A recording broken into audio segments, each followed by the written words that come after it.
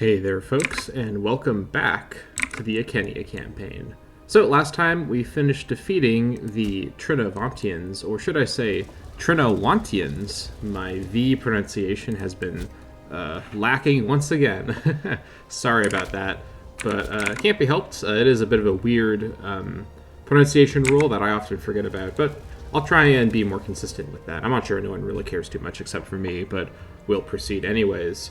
So last time we finished the war, and we now have a 4-month period. We have to wait until May 28th in order to re-raise our levy. In fact, you can see that right here. So, given that, and our next target will be Cantiacia, we can actually see ahead of time what we'll be dealing with. They have allied Morinia, which is a Gallic nation down here in Belgium? I don't remember exactly where this is in current day. Flanders, I think? Someone tell me in the comments what this location is, but either way. So these Gauls will get involved, but if we're a little crafty and we make good use of our ally Duratriga, we should be able to steadily, or rather readily, avoid fighting them or beat them. They'll have to cross the strait in boats to get over here, and Duratriga does have a navy, so we may be okay. And if we manage to, if the Duratrigans manage to actually defeat Cantiacia's navy, because I'm sure Cantiacia also has a navy, we'll be good. The danger would be Cantiacia and Morinia actually combining their naval forces and obliterating the Duratrigan navy, so we'll have to be a little careful. Another thing I looked at is the state of our land here right now. Now, we picked up an extra thing of wood, which we will be very happy to sell shortly when the trade offers start coming in. We do not need the ship recruit speed bonus as the extra thing, and the extra 4% manpower from the wood, or 2%? I don't remember the exact base amount, but the extra manpower percent is not worth less than the gold cost of the wood in the market. We also have 3 furs, so we can definitely sell some of these furs. I'll probably keep 1 extra just for the capital bonus, because the experience decay is actually kind of nice. That being said, I don't know how useful that is for levies. I suppose it, in a very minor way, does improve our military tradition gain, because we have slightly less decayed, experienced levies being returned at the end of the war. This is a very minor effect, though, so it's probably okay to sell that.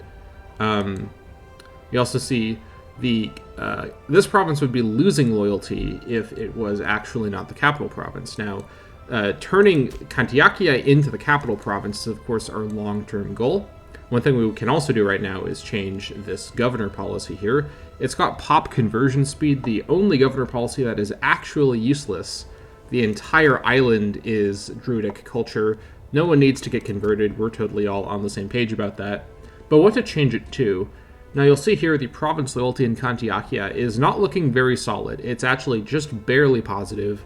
I'm a little surprised it's not negative, but the bonuses given by Donwen are quite significant. If we recall, I believe that is based on probably charisma, but possibly finesse. Either way, it's a close situation. We definitely cannot bleed Cantiacia dry until they are the capital province, at which point we will definitely be bleeding them dry. So what to change the policy to? Now, I mentioned last time my goal of culturally converting and assimilating all of the islands to Iceni culture. I think this is the better way of approaching it, as opposed to playing the game of micromanaging integrated cultures and whatnot. Because there's just so many little subcultures, and we're trying to quickly expand on the islands and secure our base in preparation for our centralization. So with that in mind, cultural assimilation certainly looks appealing. It's a 0.70 pop assimilation speed. Let's actually look in Londinium, the pre-city Londinium, to see what our current pop assimilation speed is for a bit of a comparison. Now, Londinium, in order for it to become... In fact, I'll just show you here. I looked at this before the recording. To relocate the capital... So first of all, I should say, with Londinium, the steps are build a city, or either one could be first or second step, establish a Iceni majority in the city, and then convert it to our national capital.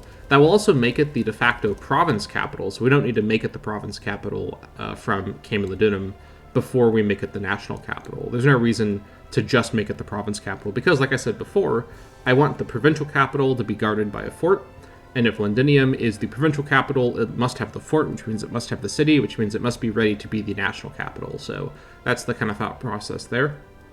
Now, Londinium currently has only Kantian population.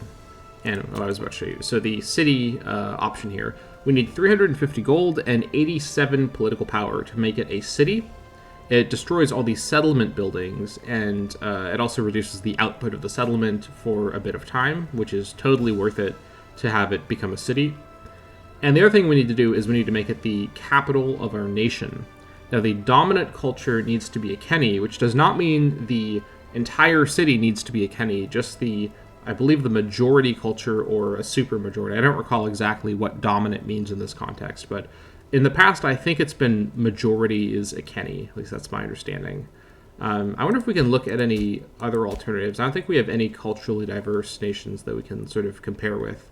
But anyways, so that's the plan. Basically, to start, we're going to want to build the city, and we're going to need a lot of gold for that, and also a lot of political influence. We can't really increase the speed of political influence very easily. I believe one of the deities we could have switched to gives us political influence gain bonus, but can't do any deity switching right now. We're midway through our current omen, so that's totally fine. So we'll just have to wait on political influence, because founding the city costs influence, and establishing the national capital also costs a bunch of influence, so it'll be a bit of a time gate from that.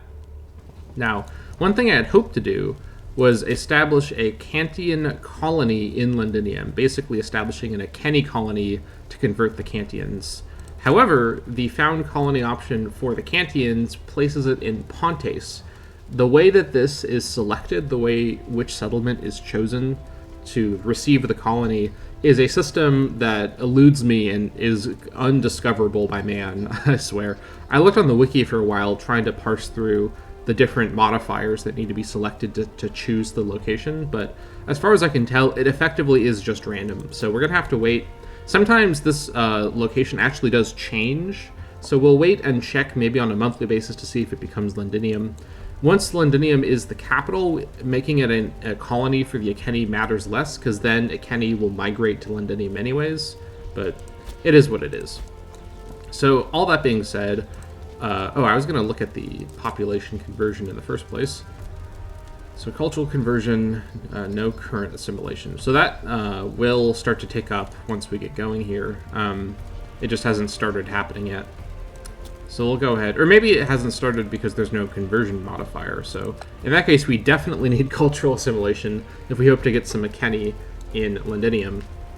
One of the tricks, by the way, to get a culture dominant in a location is to just move a bunch of that culture's slaves, or rather slaves of that culture, to the location. So we could actually force move Iceni slaves into Londinium and make it a quote-unquote Iceni location that way.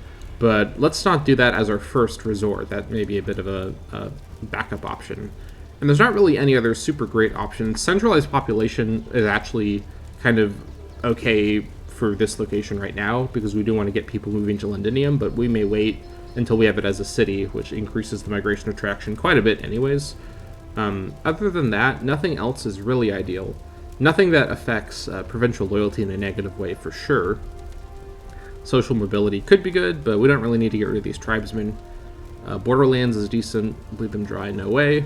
And acquisition of wealth is usually the best sort of default option for your capital region, because all the governor's wage goes to you, basically. So we will go ahead and select cultural assimilation. Unfortunately, they did use up 11 of our political influence. That's about a year's worth of political influence gain used for that. However, if we take a look now at the pop info, it still isn't updated, so we'll see that in the future. That being said, let's go ahead and resume, and we'll be getting some pop-ups here. And also, one thing we need to do before we resume, actually, is do something about these prisoners. Now, this baby prisoner, we'll just go ahead and release him. He's too young to be used for anything else, so we'll just do that. So now we have all these adult prisoners. What are we going to do with them? Now, here's the plan. We need to make a bunch of money to help fund our infrastructure. And one way to make money is to sell your adult prisoners into slavery. This does generate quite a bit of tyranny. However, and you also get money as a lump sum per character, and they disappear from the game. However, we actually have a decent amount of tyranny loss from our ruler charisma and from other modifiers. And tyranny isn't the worst stat to have as a non-republic. Tyranny is a huge issue when you're playing as a republic, because tyranny is gained from actions that violate the governing body's will, be it the Senate or whatnot. And it can become a huge issue because in republics, the idea is you're trying to not be tyrannical. As a single ruler-style nation, a monarchy or a tribal chiefdom, tyranny is a bit more flexible. It can be useful sometimes, and it can be a hindrance sometimes. So therefore, it's a lot more okay to go ahead and accrue some tyranny by selling the entire Trinowantian nobility into slavery. So we'll sell you first. That's 10 gold. And then we'll sell you. Also, the amount of gold is based on the skills of the character, representing their value as a slave. We'll sell you 10 gold. And you. We'll just make our way down the list. And we'll take a look at the effects this has on our nation, tyranny-wise, in a moment. Sell you to slavery. And I think you're the last one. Wait, hold on. Oh, hold on. You're from... Why can't I sell you? Where are you at? Oh, wait, hold on. Who's your captor? You're a canteen. I bet she's actually... Or, I bet that he's actually a prisoner of the Duratrigans, and this is an option to ransom him from the Duratrigans. So, that's fine. We don't need to worry about that. Although it says imprisoned by me.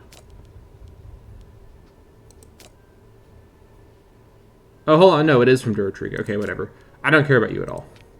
Okay, so with that being done, we have earned around 70 gold, which is really solid. Noting, of course, that is, let's see, do some quick math in my head. 70 gold, so let's see, 35. So, hold on.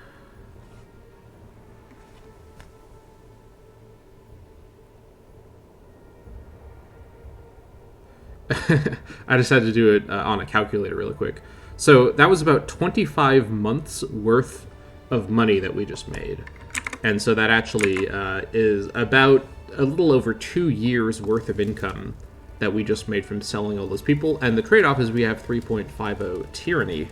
Now this gives us aggressive expansion change bonus, which is a little nice. That's actually a 20% upgrade to our aggressive expansion loss here. It's a very small amount of loss, but it is something. We get higher cohort loyalty gain chance, which could be an issue, but since these are levies, having loyal cohorts is less of a problem in the long term. The Civil War threshold is lowered a bit, but we're nowhere near in danger of that. Character loyalty has lowered, but not even by a full half of a point, so that's not a big deal. If we have a character who's that on the threshold, we're in trouble already. Slave output has increased slightly. We didn't really take that many slaves in the war, so that shouldn't affect us too much. And imprison and execute costs are reduced. So overall, as you can see, we got quite a bit of gold for pretty minor malices, if any. So that's why I wanted to do that option. Hopefully you can see why this is such a lopsided benefit to us, especially as a tribal nation, especially early on. If we're larger or if we're centralized and we become a different kind of nation, doing that option a lot may definitely be more of a problem, but early on it's definitely a quick way to make some money. Let's go ahead and get going, and now we immediately have a bunch of things here. The Germans and the Gales are trying to trade with us. Yeah, maybe I'll trade with the Germans. You want the furs? That's fine. We'll accept that. And we will...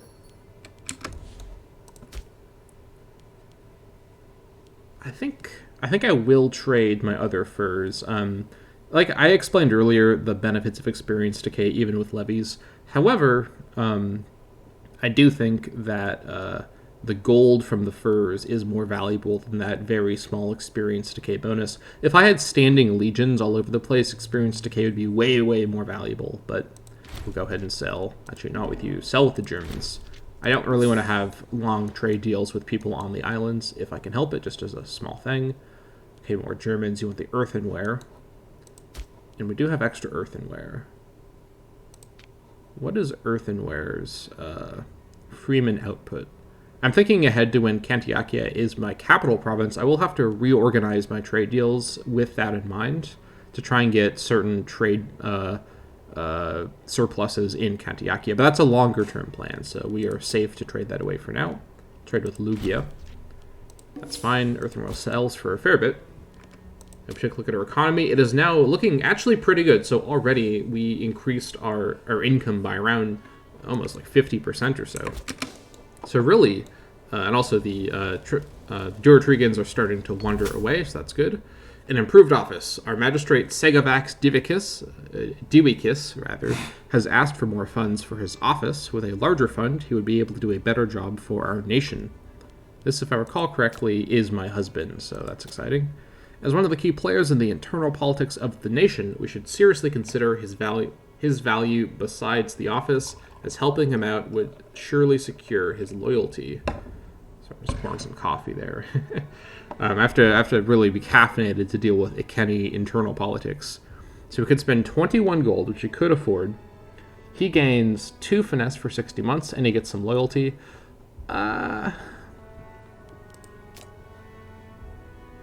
That would actually be a nice improvement to his finesse. And what does the magistrate do? Remind me. That's national tax. I definitely do not have the time or the mental power to calculate if this would actually be a net positive. I suspect not. Most of our income is coming from commerce and not from tax. So probably not. We could lose 10 political influence for similar effects but less loyalty gain. Or we could decline and make him upset. That's a pretty severe ballast for declining, though. Let's think about this for a moment. They take him down to 29 loyalty. Would we be able... We could bribe him. It would give us both corruption, but corruption is ticking down all the time. Yeah, he's not doing anything that is generating corruption already. And neither are we, right? No. Well, actually, no, that's not right. We are generating corruption from siphoning funds. This is actually kind of a tough decision. He is my husband, so I really don't want him to be disloyal. But it is for 60 months, so... that's such a long time, though. I think the best option here is actually the political influence option. We get less loyalty, but I'd rather lose 10 political influence than 21 gold. Because if we think about it, so that's, let's see, that's about 10 months of political influence versus... Actually, hold on, this may be a better deal. Hold on. What's our balance again? 3.44. Let's just round it to 3.5 or so. Actually, yeah, so I'm just doing the math in my head. This is actually definitely a better trade-off in terms of a monthly tick. And we already do have quite a bit of gold, and we're not going to spend it immediately, so... Alright. Pay him from the treasury. We will bear the cost for the love of our husband. And that does make him a bit more loyal, so I suppose that's not the worst outcome that we could have.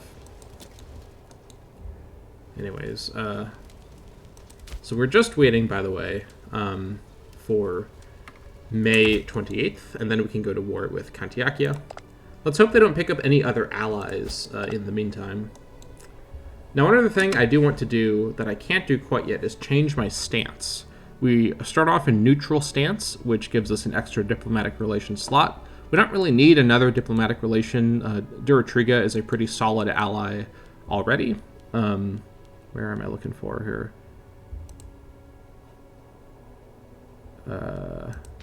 Oh, here it is. Okay.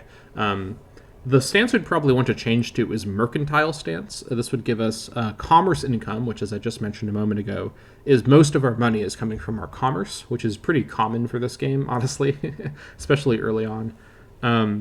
We'd also get a diplomatic opinion with everyone within range, as well as diplomatic opinion more so for other mercantile nations. This is really solid. I've mentioned a few times the benefits of a kind of peaceful, diplomatically appealing national stance in a few ways. Even if I'm playing in a warmongering way, the way that this game works with numbers determining how the AI treats you, if you're just really careful and consistent at being very diplomatically friendly to everyone, even if you're a warmonger, they will usually not be too much of a problem in terms of stopping your advance. As long as you're really careful and very deliberate about the way that you interact with these nations and the things that you do, you're unlikely to have very serious trouble if you're careful. The main issue is aggressive expansion, because this doesn't affect other nations right away, but it does cause the stability change malice, which, as we see, our stability change is really solid right now, so it's not a huge deal. That really high... hold on. Does religious unity affect this? I thought it did, but it says it doesn't. Oh, whatever. Although, actually, prisoners in foreign lands, that's a minus 0.2. Maybe that I should get this person from the Duratrigans. Ransom prisoner. Why won't they accept? Because this person's too, like, valuable? That's annoying. So you being in their jail is giving me a stability malice. That's annoying. I guess I'll ask at least. I guess they said no. Whatever.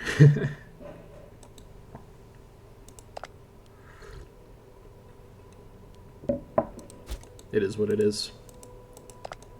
So you'd bring in Marinia, your ally to Cantiakia, and Vero Manduia, who is there. That's fine. They can't bring in their other ally to the war. It doesn't work that way. So we should be fine.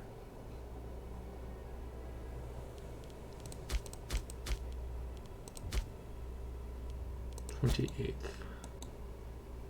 Our maximum manpower has increased a bit as well, so that's really good. It's now the 28th. Let's take a quick look at this option, this event first. Oh, he escaped! Ah! Yes!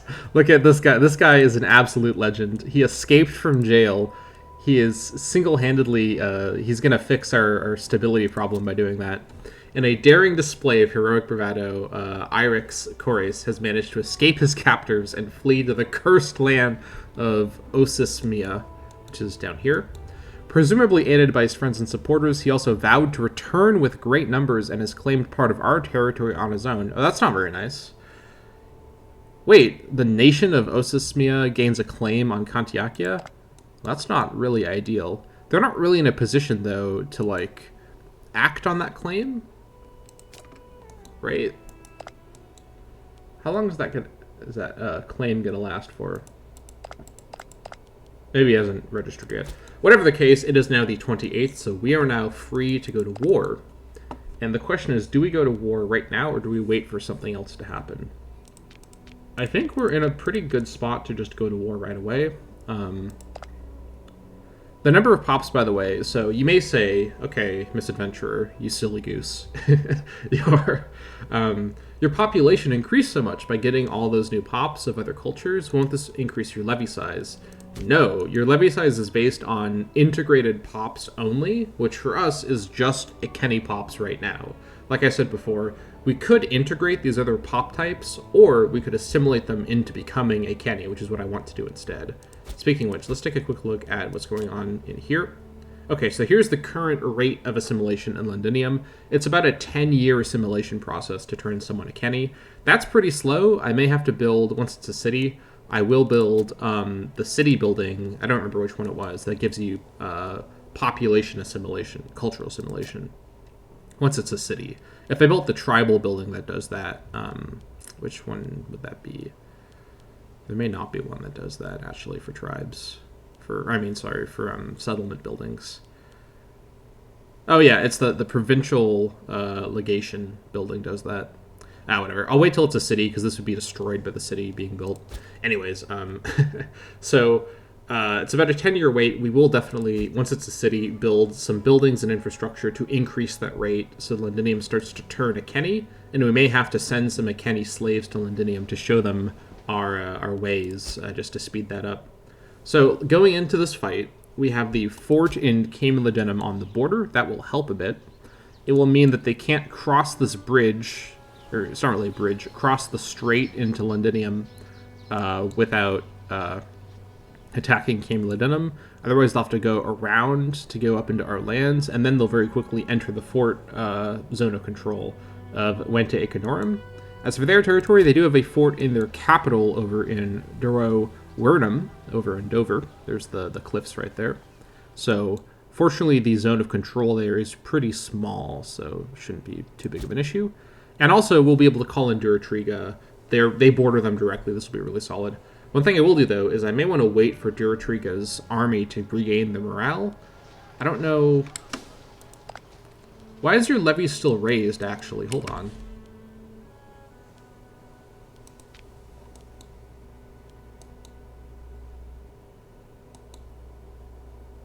Wait, hold on.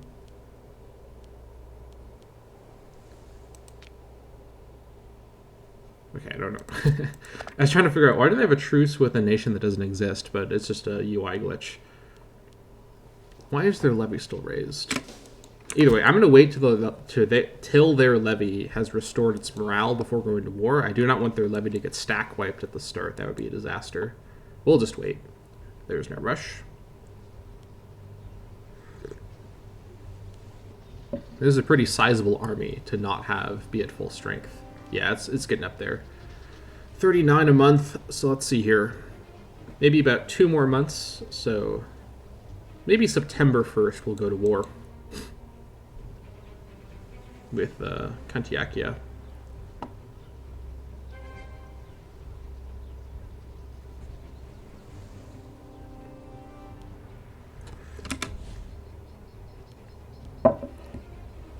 I may as well wait. That's about 1 more tick, so it looks really full, but it is about 1 more tick to fill up completely. So no need to rush. September 1st it is. Okay, they just disbanded their levy.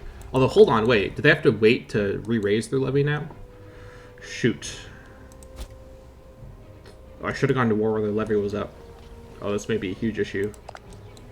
Can I see their levy delay? No. I may just have to go to war without Duratriga's levy ready to go right away. It will take several months for our levies to even see each other, and I think we should be good to go. They do have their fleet ready to go. I don't know offhand if the AI needs to wait to re-raise their levy when they disband it in peacetime. I guess you always disband your levy in peacetime.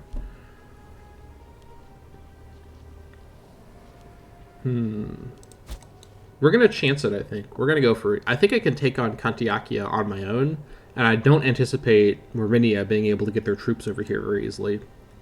So I think we're going to go for it. And declare the war. We're going to call in Duratriga. At the very least, this means that they will raise their levy as soon as they can. We're going to try and take Kantiakia. Confirm. We want to get our mission done anyway, so let's do it. So the Britannia local power of Kantiakia and Morinia have all rallied together to defend in this war. Okay. Now let's raise the levy, which is the same size as before. Is it the same disposition? Yeah, it's Keltrum leading the infantry and us leading the cavalry, same as before. Let's go ahead and get our things here. So let's see. Probably want skirmishing. Or sorry, which one was this? Yeah, skirmishing. And with you, we're probably going to want envelopment. The other thing we're going to want to do, attachments are allowed.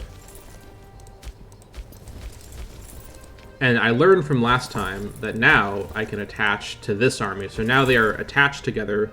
The chief will follow Kiltrim around. Or should I actually do it the other way around? I want the chief to be the leader of the army, if possible.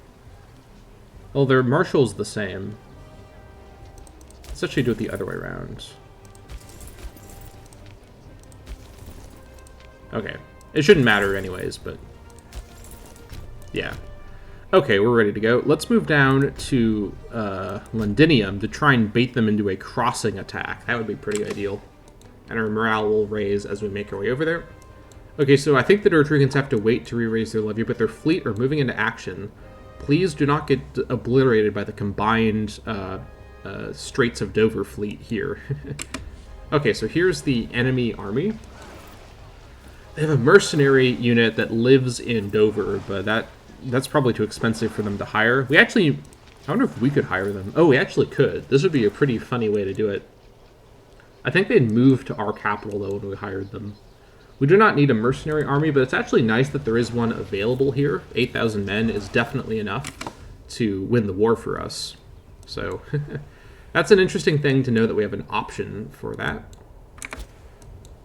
But anyways, let's move on down to Londinium. Come on, attack me in Londinium. I know you want to. Where are you going? I guess going for the capital? Oh, wait, hold on. Oh, wait, hold on. Yeah, it's the zone of control here. Let's go to Pontes. Actually, wait, hold on. No, let's wait till you're on the way to Pontes. I will take an assault across the Pontes River into the marsh to defeat an army half my size. Absolutely. That is absolutely something I'm willing to take. And this army will be way too far away to go reinforce, so this is a bit of a repeat of the previous war. The AI is splitting their army. You see, by the way, why I'm so fixated on keeping my army together, the cavalry and the infantry. All the AI tribes, because the armies are all separate, the AI thinks of them as separate armies and wanders them around separately and lets the generals go different directions. We, meanwhile, we know the power of centralizing our army together. Okay, so they will get the advantage, but it is a battle that we will probably win. This is a little doom and gloom. We will definitely win because we have twice their numbers. The terrain modifiers do matter, but the number size matters the most. Did they take the... Oh my gosh. They took the provincial capital. Okay.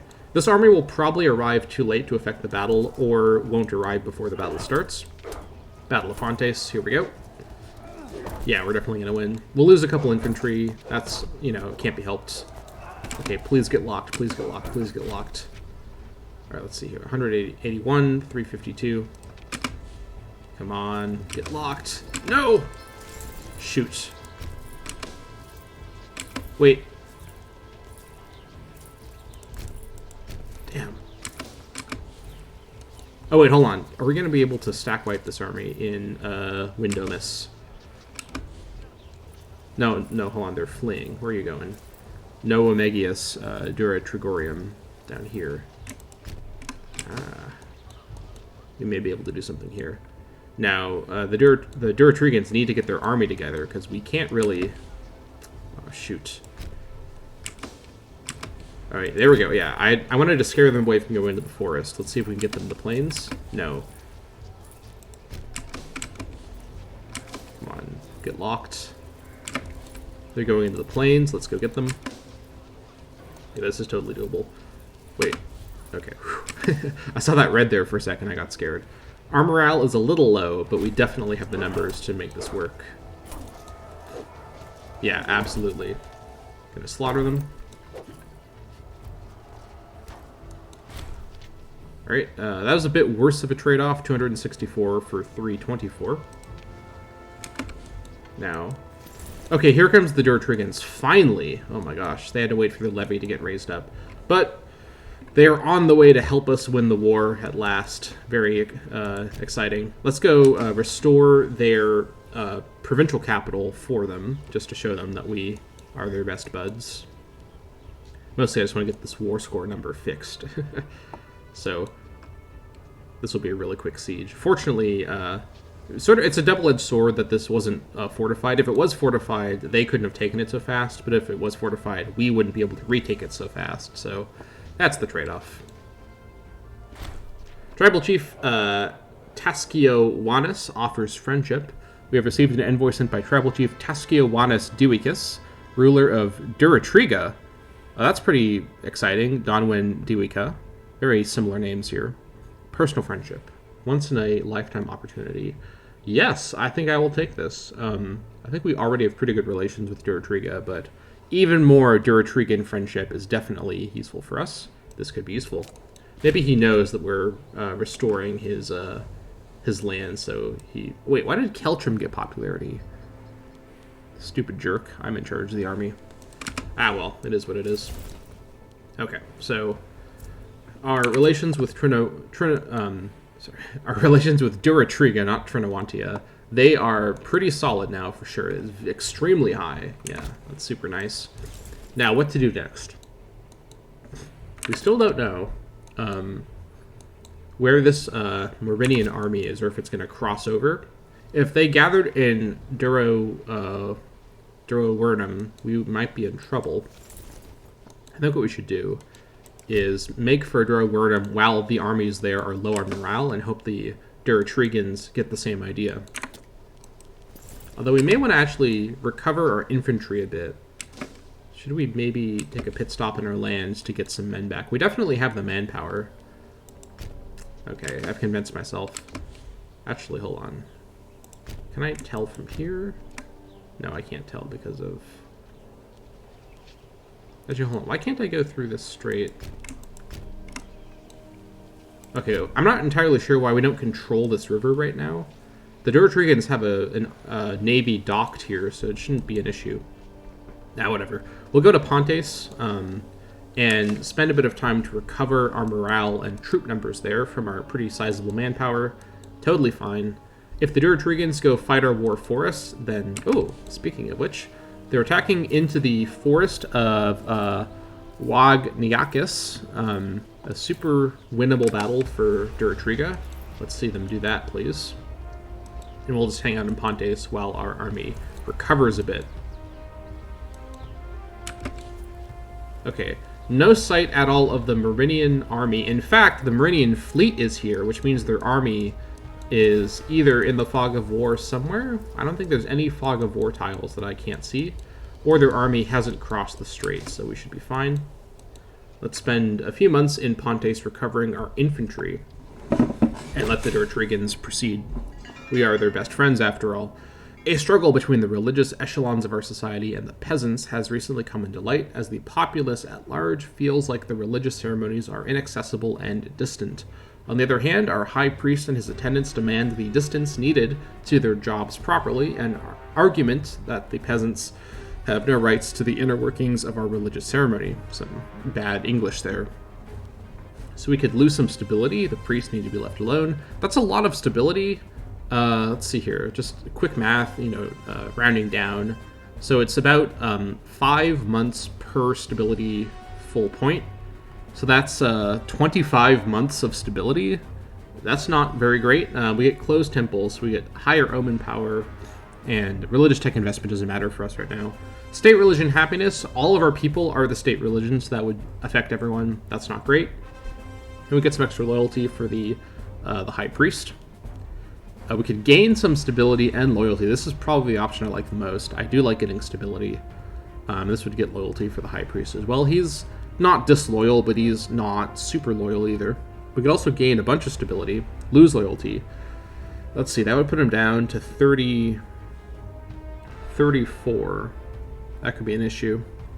Sometimes it's hard to get these government officials to stay loyal because of these events. Would I rather get 3 more points of stability, 15 months of stability, or a slightly disloyal high priest, plus an omen power loss, which I do like my current omen. Manpower recovery speed and pop growth. I think I'll take the middle ground approach. I'll get a little bit of stability, and I will get some loyalty from the high priest. Stability has increased. Very good. Once we're at 35 and above, we'll be safe to do more law changes. I do plan to be pretty on the nose with keeping those changes happening whenever we're able to.